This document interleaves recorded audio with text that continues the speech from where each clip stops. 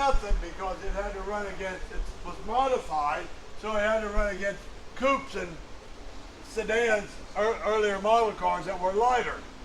So I got me a 36 Ford, and I took the motor out of my 50 Ford and I put in the 36 Ford.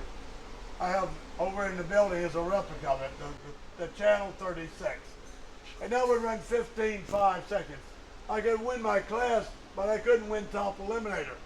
So I bought a roadster. So I took the engine out of the 36 and I put it in the 27T roadster. And then I won my first top eliminator at Lake Wales against Charlie Hogan. Well, then I saw where the Californians were taking the bodies off. Dick Kraft took his roadster body off and he had a dragster. So I took my body off and I had a dragster. Well, I won the big race at Lake City like that. They had the Southeastern Regional Championships at Lake City, Florida, August 1955.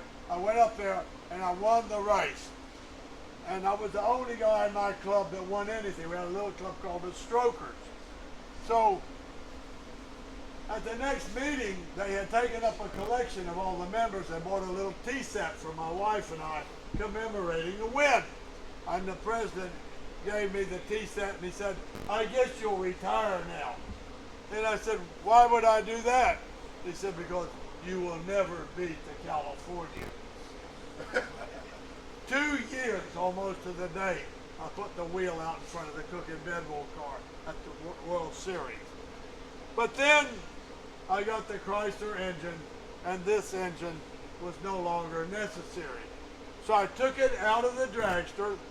I took the pan off and checked all the bearings, made sure they were all good, put the pan back on with a new gasket, and I put it into a kid's 1932 Essex coupe, and he drove away.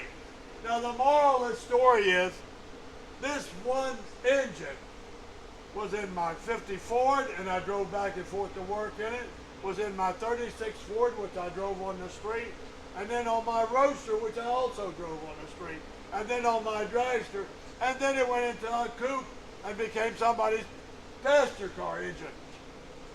Drag racing wasn't expensive then, and that's why poor people like me could do it, and it really appealed to us. Now this thing is, I love this thing.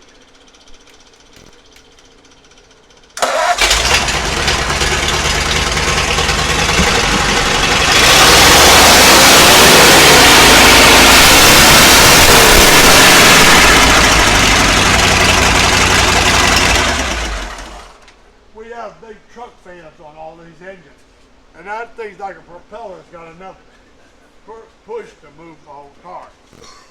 So we landed in Tampa, had 31,000 miles on it.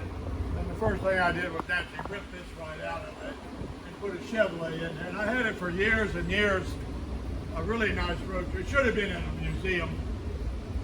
And then the guy had there's a Plymouth in my collection that belonged to Andy Granatelli that he set all the world records with at March Air Force Base. And this guy had that Plymouth. And he traded me the Plymouth for the roadster. But this knocked around for years. And I hated to throw it away because it was like a nice new motor. So one day I took it all apart and it was like brand new. And we built this engine stand for it. It's 65 horse. It's real low compression. It's like a Model A.